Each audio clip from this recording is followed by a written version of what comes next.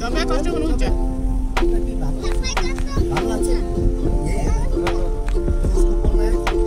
Okay, I am fine. उसको बोलना है कि I am नेपाली में अदर मोट। Hello everyone, welcome back to Rayasona channel. Rayasona চ্যানেলে আবারও একটা নতুন ব্লগ নিয়ে হাজির হয়ে গেছি আমি। তোমরা সবাই কেমন আছো বলো? আশা করি সকলেই ভালো আছো। আমিও ভালো আছি এবং আমার রায়াসোনা ভীষণ ভালো আছে। চলো আবারও একটা ব্লগ স্টার্ট করে দিয়েছি শুধুমাত্র তোমাদের জন্য আর তোমাদেরকে শেয়ার করব বলে। তো আমি এখন আছি দার্জিলিংয়ে। তো দার্জিলিংয়ের দু একটা পার্ট আমি তোমাদেরকে অলরেডি দিয়ে ফেলেছি, তারপরে এটা নিয়ে এসেছি 3 নাম্বার ব্লগ। তো তোমাদেরকে সমস্ত কিছু একসঙ্গে শেয়ার করা যাচ্ছে না, তাই পার্ট করে দিচ্ছি, কারণ একসঙ্গে অনেক লম্বা ভিডিও হয়ে যাবে, তোমাদেরকেও দেখতে বোরিং লাগবে। তাই একসঙ্গে সমস্ত কিছু দিচ্ছি না, একটু ছোট ছোট করেই দিচ্ছি। তো এখন আমরা আছি একটা সুন্দর লোকেশনে, সুন্দর একটা জায়গায়। তো এটা হচ্ছে দার্জিলিং থেকে প্রায় 20 কিলোমিটার দূরে। তো জায়গাটা এতটা সুন্দর যে পুরো মানে মুগ্ধকর ব্যাপার, আর এতটা অপরূপ দেখতে লাগছে তোমাদেরকে মানে বোঝানোই যাচ্ছে না। তো দেখো আমি যতটুকু পারছি ততটুকুই বোঝাচ্ছি, কারণ এই দিকটায় মেঘ করেছে, ওই দিকটায় আকাশ মানে মেঘটা ভেসেও যাচ্ছে। আর এই দিকটায় দেখো মানে শুধু তো পাইন গাছের বাগান। তো এই পাইন গাছটার ফাঁকে ফাঁকে আবার রোদও করেছে। দেখতে এতটা মুগ্ধকর একটা মানে পরিবেশ আর মুগ্ধকর একটা জায়গা।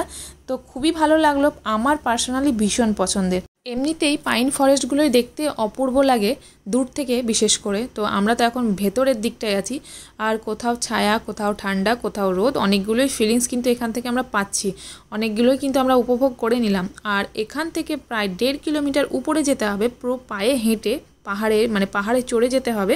তো অন্যান্য কোনো অপশন নেই, শুধুমাত্র কিন্তু পায়ে হেঁটেই যেতে হবে উপরটা। আর উপরের একটা কিন্তু লেক আছে, বেশ বড় ডোবার মতো আছে। তো সেটা নাকি এই লামাহাটা ওই লেকটার জন্যই ফেমাস। তো ওই লেকটা কিন্তু অনেক পবিত্র, অনেকেই মনে করে, যারা উইশ করে বা যারা মানত মানে তারা কিন্তু অনেক সাকসেস হয়েছে এই লেকটা থেকে, মানে শোনা আর কি, এখানকার গল্পটা শুনলাম। তো যাই হোক আমরা কিন্তু অতটা উপরে উঠতে পারিনি, কারণ এই ছোটো ছোটো বাচ্চা নিয়ে ওই 1.5 কিলোমিটার পাহাড়ে হেঁটে আমাদের কোনো রকমই ক্ষমতা নেই। আর এমনিতে অনেকটাই দেরি হয়ে গেছে, ভীষণ খিদেও পেয়েছে জোরে। সামনে আমাদের একটা হোটেল পেয়েছিলাম, সেখানে কিন্তু আমরা ঘুরতে যাওয়ার আগে খাবারের অর্ডারটা দিয়েছিলাম, মানে লাঞ্চের অর্ডারটা দিয়ে যেতে হয়েছিল, কারণ এখানে সবসময় লাঞ্চ পাওয়া যাবে না যদি না অর্ডার না দিত। তো এরা সেইভাবেই লাঞ্চটা তৈরি করে, যারা অর্ডার দেয় তারাই একমাত্র মানে লাঞ্চ পাবে, এক্সট্রা তুমি আসলে আর পাবে না। তো যাই হোক আমরা কিন্তু অর্ডার দিয়ে ঘুরতে গেছিলাম, তারপরে ঘোরাঘুরি করে ওই পাহাড়ে অনেকটাই চড়েছিলাম, বাট ডোবাটা দেখিনি ঠিকই, অনেকটা পাহাড়ের উপরে উঠেছিলাম, সেই জন্য ভীষণ জোরে খিদে পেয়ে গেছে। এমনিতেই হাঁটাচলা করলে দেখবে একটু বেশি খিদে পায়, তাই চলে আসলাম খেতে। আর এই দেখো আমাদের লাঞ্চ এখনও এসে পৌঁছয়নি। আর এই দেখো সামনে সেই লেকটা, মানে লেক নয় সেই পার্কটা, মানে পাইন ফরেস্টটা, লামাহাটা। তো এই একদম সামনে থেকে ভিউ পয়েন্ট দেখা যাচ্ছে, একদম এতটা সুন্দর লাগছে। আমরা এখানেই ছাদের উপরে এসে বসলাম, নিচে অবশ্য মানে খাওয়ার ব্যবস্থা আছে, বাট আমরা উপরেই চলে আসলাম, কারণ উপরটা ফাঁকার মধ্যে একদম ছাদে নিরিবিলি, তাই ছাদেই কিন্তু আমরা সবাই মিলে খেতে চলে এসেছি। এইদিকে আমার বড় দিদি এবং তার ছানাপোনাদেরকে নিয়ে খেতে আরম্ভ করে দিয়েছে, ওদের অবশ্য তাড়াতাড়ি ভাতটা দিয়ে ফেলেছে, আমাদের এখনও আসেনি, আসছে।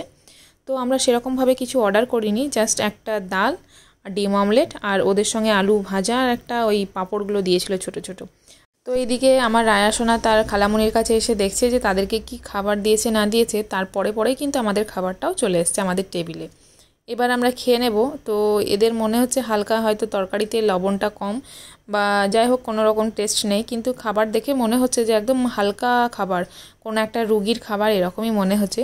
খুব একটা যে ভালো সেটাও কিন্তু না, বাট খুব খারাপও না, খাওয়া যাবে। তো এই দেখো আমরা নিয়েছি 1 বাটি ডাল, আর ডালটা সবার সঙ্গে শেয়ার করে খেয়ে নেবো, কারণ একটা অনেক বড় বাটিতে একটা ডাল দিয়েছে, এই ডালটা দিয়ে সবার হয়ে যাবে। তো চলো এবার আমি কিন্তু খেতে আরম্ভ করি। আর এখন যদি না খাই তো আমি পুরো মরেই যাব, এতটা খিদে পেয়েছে, পুরো পেটের মধ্যে ইঁদুর দৌড়াচ্ছে এরকম একটা ব্যাপার।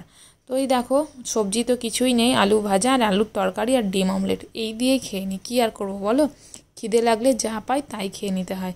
তো ভীষণ জোরে খিদে পেয়েছে, তো একদম সুন্দর করে খাওয়া দাওয়া কিন্তু করে নিলাম। আর বুঝতেই পারছো খিদে পেলে যা পাই তাই ভালো লাগে, তো আমাদেরকে খুব ভালো লাগলো, ওটাই মনে হচ্ছে একদম অমৃত খেলাম।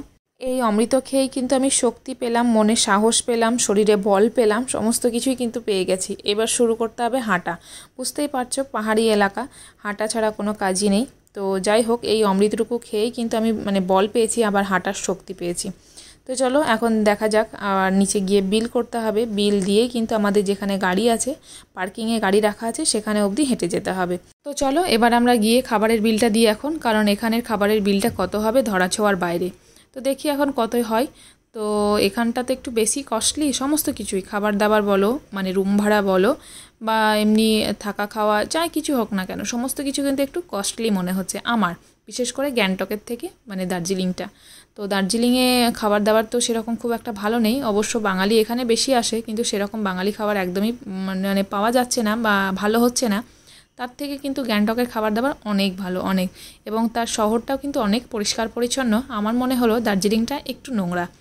তো যাই হোক, আমরা এখন খাবারের বিল পেড করে আমরা চলে এলাম মানে আমাদের গাড়ির পার্কিং যেখানে আছে সেখানে। তো এই দেখো পাইন ফরেস্টটা তোমাদেরকে আর একবার ভালো করে দেখাই। আর এত বড় বড় পাইন গাছগুলো কি অসাধারণ দেখতে না, অপূর্ব একদম। আর এই প্রাকৃতিক সৌন্দর্যগুলোই কিন্তু আমাদেরকে বারবার টানে এখানে আসতে। ওই জন্য আমরা প্রতি বছর কোথাও না কোথাও গিয়েই থাকি। বিশেষ করে পাহাড়টা একটু বেশি ঘোরা হয়, কারণ পাহাড়ের প্রতি একটু অন্যরকমই ভালোবাসা। তো যাই হোক, আমরা এখন যাচ্ছি হেঁটে, আর এখান থেকে যাব আমাদের গাড়ির পার্কিংয়ে। আর হাঁটতেও এতটা সুন্দর লাগছে। এখন কিন্তু আমরা নিচে নামছি, মানে পাহাড়ের নিচের দিকে যাচ্ছি। ওই জন্য খাওয়া দাওয়ার পর কিন্তু আর কোনো অসুবিধা হচ্ছে না। একদম তাড়াহুড়ো করে কিন্তু আমরা নিচে নামছি, কোনো কিন্তু প্রেশার লাগছে না, অটোমেটিক আমাদের বডিতে প্রেশার পড়ছে যে নিচের দিকে যাওয়ার জন্য। আর হাঁটতেও ভালো লাগছে, বেশ পরিবেশটা সুন্দর, এতটা সুন্দর লাগছে। তো এই দেখো আমরা খাওয়া দাওয়া করে 3 জনে হাঁটছি, রায়াসোনাও হাঁটছে। এখানে বেশ ভিড় করেছে মানুষের, অনেক ট্যুরিস্ট কিন্তু এখানে আসছে। আর এখান থেকে আমরা যাব নেক্সট লোকেশনে, সেটা হচ্ছে তিনচুলো। তো এই দেখো রায়াসোনা কিন্তু একটা চকলেট নিয়েছে, সেটাই কিন্তু তোমাদেরকে দেখাচ্ছে। আর রায়াসোনা যে চকলেটটা নিয়েছে এখানের এলাকায়, মানে আমি দেখছিলাম বেশ কিছু দোকানে কিন্তু অ্যাভেলেবেল এই চকলেটটা, মনে হয় এটা চাইনিজ এলাকাতেই পাওয়া যায় একদম। আর এই চকলেটটার নাম হচ্ছে পোকি। আমার তো পুরো দেখতে সিগারেটের মতো দেখতে, বাট রায়াসোনাটা নেবে, ওই জন্য ও বায়না ধরেছে, বাট ও নিল। তো চলো আমরা এখন মানে গাড়িতে এসে পৌঁছেছি, আর আমরা যাব নেক্সট লোকেশনে। তো সেটা কিন্তু তোমাদেরকে পরের পার্টে দেবো, কারণ একসঙ্গে অতটাও ভালো লাগবে না, বোরিং লাগবে, সেই জন্য পার্ট করে দিচ্ছি। তো চলো আজকের মতো আমি এখানেই ভ্লগ ভিডিওটা শেষ করছি। নেক্সট লোকেশনটা নেক্সট পার্টে হবে। তো চলো টাটা, বাই বাই, সবাই ভালো থেকো, সুস্থ থেকো, দেখা হচ্ছে খুব শীঘ্রই পরের একটি ভ্লগে। আর আমার ভ্লগ কেমন লাগছে অবশ্যই কমেন্ট করে জানিও।